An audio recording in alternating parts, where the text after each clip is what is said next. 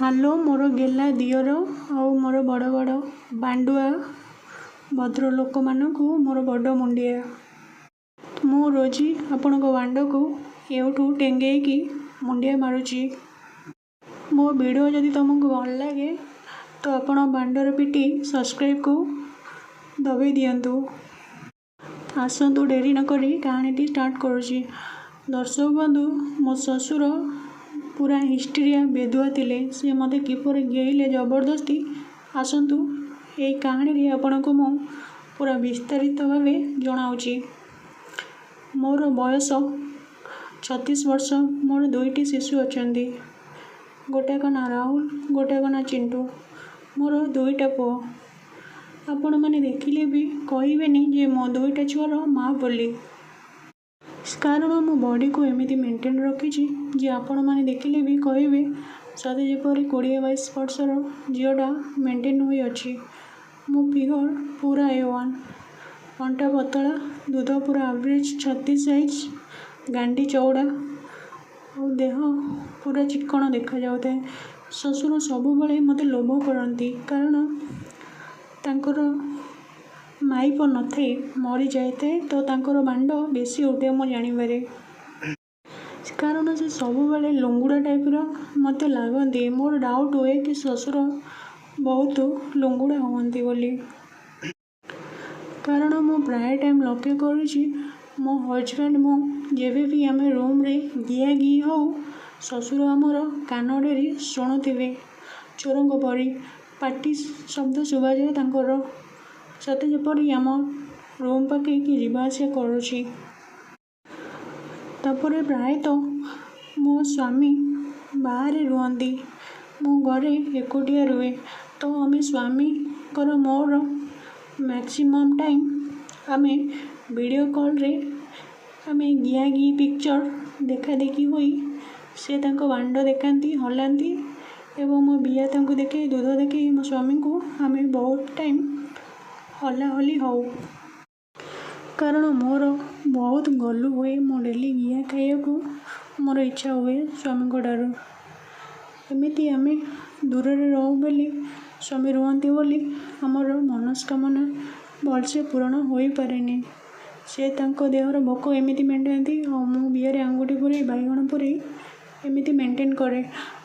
ତ ଶ୍ୱଶୁର ବୁଢ଼ାଟି ସବୁବେଳେ ଜାଣିପାରେ କି ବୋହୂର ବେଶୀ ଗଲୁ ହେଉଛି। ତା'ର ଗଲୁ କିପରି ମାରିବି ଶ୍ୱଶୁର ବୋଧେ ମନେ ମନେ ପ୍ଲାନ୍ କରି ଦେଇଥିଲେ ମୋତେ କିପରି ଗେଇବେ ପ୍ଲାନ୍ କରି। ମୁଁ ବି ଓଲି ଜାଣି ନଥାଏ କି ଶ୍ୱଶୁରଙ୍କର ନଜରଟା ହଁ ତ ଖରାପ ଅଛି ତା ବୋଲି ବୋହୂକୁ ଏମିତି ଗେଇବେ ମୁଁ କେବେ ବି ଭାବିନଥିଲି। ଦର୍ଶକ ବନ୍ଧୁ, ମୋତେ କିପରି କୁକୁର ପରି ଗେଇଲେ ଆପଣ ଷ୍ଟୋରିରେ ଲାଗି ରୁହନ୍ତୁ, ଜାଣିବେ କିପରି ମୋତେ ଶ୍ୱଶୁର ନିର୍ଧୁମ ଗେଇଲେ। ଦିନକର କଥା, ସେଦିନ ଶୀତ ଦିନ, ବହୁ ଜୋରେ ଶୀତ ହେଉଛି ଏବଂ ବର୍ଷା ବି ହେଉଛି। ଶ୍ୱଶୁର ମୋତେ ଜାଣିଶୁଣି କହିଲେ, ବୋଉ ମୋ ପାଇଁ କିଛି ପକୁଡ଼ି ଆଉ ଚା ବନେଇକି ଆଣ। ତାପରେ ମୋ ଶ୍ୱଶୁରଙ୍କ ପାଇଁ ପକୁଡ଼ି ଚା ନେଇକି ଆସିଲି। ସେଦିନ ମୁଁ ବାସ୍ ଖାଲି ନାଇଟ୍ଟା ପିନ୍ଧିଥିଲି, ବ୍ରା ଭିତରେ ପିନ୍ଧିନଥିଲି ଆଉ ତଳେ ବି ଚଡ଼ି ପିନ୍ଧିନଥିଲି। ମୁଁ ବସିଲା ବେଳୁ ମୋର ବିଆଟା ଶ୍ୱଶୁରଙ୍କୁ ପୁରା ଜଳଜଳ କରି ଦେଖାଯାଉଥିଲା। ମୋତେ ବି ଭାରି ଲାଜ ଲାଗୁଥିଲା। ମୋ ବିଆରେ ବହୁତ ବାଳ ଥିଲା କାରଣ ବହୁତ ଦିନ ହେଲା ବିଆରେ ବାଳ କାଟି ନଥିଲି। ଶ୍ୱଶୁର ବୋଧେ ମୋ ବିଆକୁ ଦେଖି ଦେଇଛନ୍ତି। ଶ୍ୱଶୁର ଦେଖିଦେଇ ମୁରୁକିକି ସେଠି ହସିଦେଲେ। ମୋତେ ବହୁତ ଜୋରରେ ଲାଜ ମାଡ଼ିଲା। ତାପରେ ମୁଁ ସାଙ୍ଗେ ସାଙ୍ଗେ ସେଠୁ ପଳାଇଲି ଚା ଦେଇ।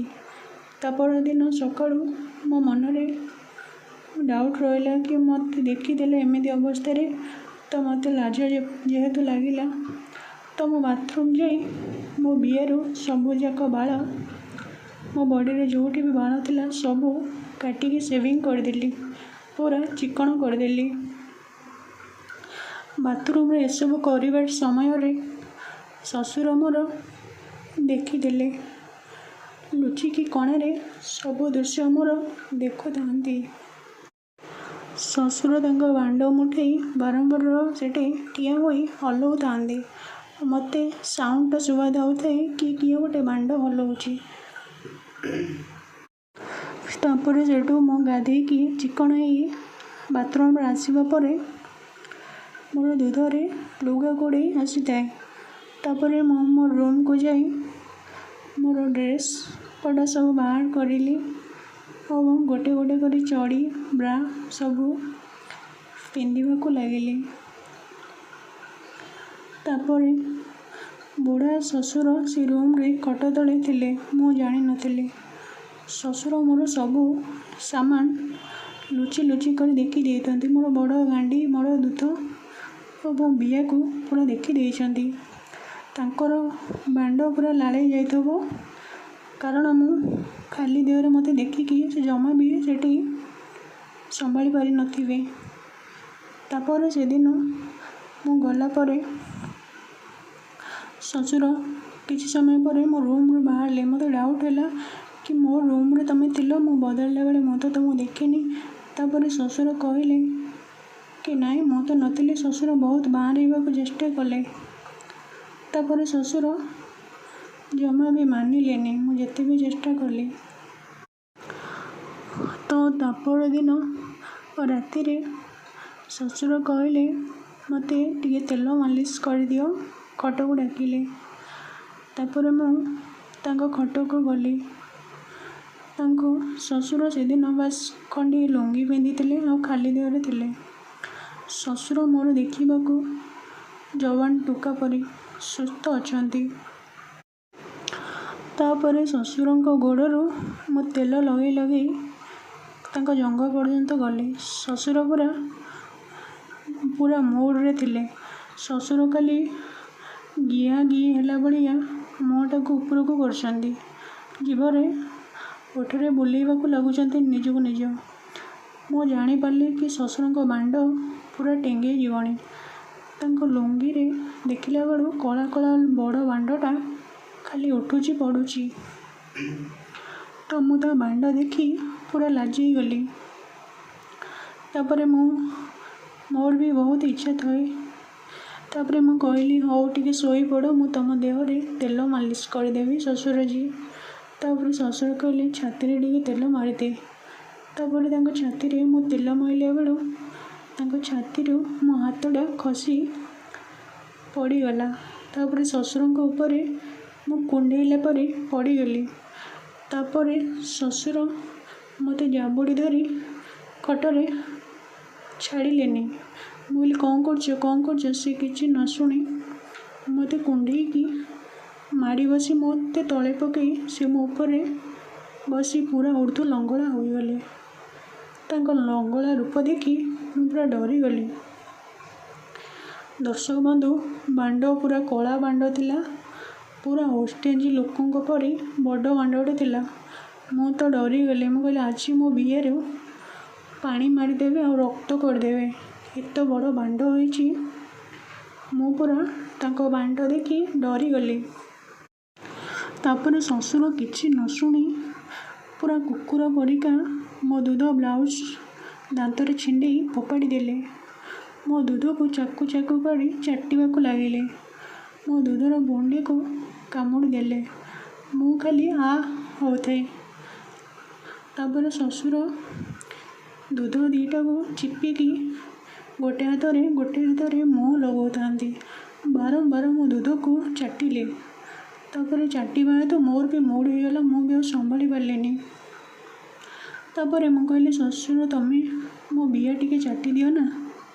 ସିଏ କହିଲେ ତୁମ ବିଆରେ ବହୁତ ବାଳ ଅଛି। ମୁଁ କହିଲି ନାଇଁ ମୁଁ ସବୁ କାଟି ଦେଇଛି। ତାପରେ ଶ୍ୱଶୁର ମୋ ବିଆରେ ମୁହଁ ଲଗେଇ ଗୋଟେ ଆଙ୍ଗୁଠି ମୋ ବିଆରେ ପୁରେଇ ଚାକୁ ଚାକୁ କରି ଚାଟିବାକୁ ଲାଗିଲେ 5 ମିନିଟ୍। ପୁରା ମୋ ବିଆ ପୁରା ଓଦା କରିଦେଲେ। ତାପରେ ଶ୍ୱଶୁର କହିଲେ ତମେ ଟିକେ ମୋର ବାଣ୍ଡ ଟିକେ ତୁମ ପାଟିରେ ନିଅ। ସବୁବେଳେ ଗୋଟିଏ ବାଣ୍ଡ ଖାଉଛ, ତ ମୋ ବାଣ୍ଡର ମଜା ନିଅ। ମୁଁ କହିଲି ତମର ଏତେ ବଡ଼ ବାଣ୍ଡ ଆଉ ତୁମେ ବୟସ ବି ବହୁତ ହେଇଗଲାଣି, ତୁମେ କ'ଣ ମୋ ବିଆ ଶାନ୍ତି କରିପାରିବ? ଶ୍ୱଶୁର କହିଲେ ବୁଢ଼ା ବାଘ ଗଛ ନଚଳି ପାଇଲେ କ'ଣ ମାଂସ ଖାଇବା ଛାଡ଼ି ଦେଇଛି? ମୁଁ ସେଇଠୁ ଜାଣିଦେଲି ଏ ଶ୍ୱଶୁର ମାଗିଆ ବୁଢ଼ା ମୋ ବିଆ ଆଜି ଫଟେଇ ଦେବ। ବୁଢ଼ାଟି ତା ବାଣ୍ଡଟାକୁ ବିଶ୍ୱାସ କର ଦର୍ଶକ ବନ୍ଧୁ ମୋ ପାଟିରେ ପୁରା ଦେଇକି ମୋ ଚୁଟିକୁ ଧରିକି ପୁରେଇବାକୁ ଲାଗିଲେ। ମୁଁ କହିଲି ହଉଥାଏ, କାଟୁଛି ହଉଥାଏ, କାରଣ ମୋ ତଣ୍ଟିରେ ତାଙ୍କ ବାଣ୍ଡଟା ପୁରା ମାଡ଼ ହଉଥାଏ। ଏମିତି ଶ୍ୱଶୁର କରିବା ପରେ ତାପରେ ଶ୍ୱଶୁରକୁ କହିଲି ଆଉ ପାରୁନି ମୁଁ, ମୋତେ ଗିଳେଇ ଦିଅ, ମୁଁ ସମ୍ଭାଳି ପାରୁନି। ତାପରେ ଶ୍ୱଶୁର ଖଟ ତଳକୁ ଠିଆ ହୋଇ ମୋର 2 ଟାଙ୍କକୁ ଫାଡ଼ି ମୋ ବିଆରେ ଟିକେ ସୋରିଷ ତେଲ ଲଗେଇ ସାଉଁଳେଇ ଦେଲେ। ତାପରେ ତାଙ୍କ ବାଣ୍ଡରେ ଟିକେ ଛେପ ମାରି ମୋ ବିଆ ଉପରେ ତାଙ୍କ ବାଣ୍ଡକୁ ବାରମ୍ବାର ବାଡ଼େଇବାକୁ ଲାଗିଲେ। ଅଗଟାକୁ ରଗଡ଼ିଲେ ମୋ ବିଆରେ। ତାପରେ ତାଙ୍କ ବାଣ୍ଡକୁ ଆସ୍ତେ ଆସ୍ତେ ମୋ ବିଆରେ ଦେଲେ। ମୁଁ କହୁଥାଏ ଶ୍ୱଶୁର ତମ ବାଣ୍ଡଟା ମୋ ବିଆରେ ବହୁତ କାଟୁଛି। ଶ୍ୱଶୁର କହିଲେ ଘୋଡ଼ା ଗେଇ, ତୁ ଭାବିଲୁ ବୁଢ଼ାଟା ବୋଲି ମୁଁ ଗେଇ ପାରିବିନି। ମୋ ଗିଆ ଯିଏ ଖାଇଛି ସେ ମୋତେ ମନେ ରଖିଛି। ଟୋକା ବେଳେ ମୁଁ ବହୁତ ତୋ ବେଳେ କେତେ ଟୋକିକି ଗେଇଛି। ତାପରେ ଏତିକି କହି ଶ୍ୱଶୁର ମୋ ଟାଙ୍କ 2ଟାକୁ ପୁରା ଫାଡ଼ି ମୋ ଅଣ୍ଟାକୁ ଧରି ଗେଇବାକୁ ଲାଗିଲେ। ମୁଁ କହିଲି ହଉଥାଏ। ତଥାପି ଶ୍ୱଶୁର ଏତେ ଜୋର ସେ ପେଲୁଥାନ୍ତି, ଟ୍ରେନ୍ ପରି ଧକ୍କା ମାରୁଥାନ୍ତି। ତାଙ୍କର ଗୋଟେ ଝଟକାକେ ତାଙ୍କ ବାଣ୍ଡ ମୋ ନାଇ ମୁଣ୍ଡରେ ମାଡ଼ ହଉଥାଏ। ମୁଁ ସମ୍ଭାଳି ନପାରି କହିଲି ପ୍ଲିଜ୍ ଟିକେ ମୋତେ ଜୋର ସେ ଗେଇ ଦିଅ। ତାପରେ ଶ୍ୱଶୁର ମୋତେ ଟାଙ୍କ 2ଟାକୁ ସାଇଡ଼୍ କରି ମୋତେ ଗାଣ୍ଡି ପଟିଆ ଗେଇବାକୁ ଲାଗିଲେ। ସେମିତି 2 ମିନିଟ୍ ଗେଇ ପରେ ତାପରେ କୁକୁର ଷ୍ଟାଇଲରେ ମୋତେ ଗେଇ ମୋ ଗାଣ୍ଡିକୁ ଖାଲି ଚାପୁଡ଼ା ମାରୁଥାନ୍ତି।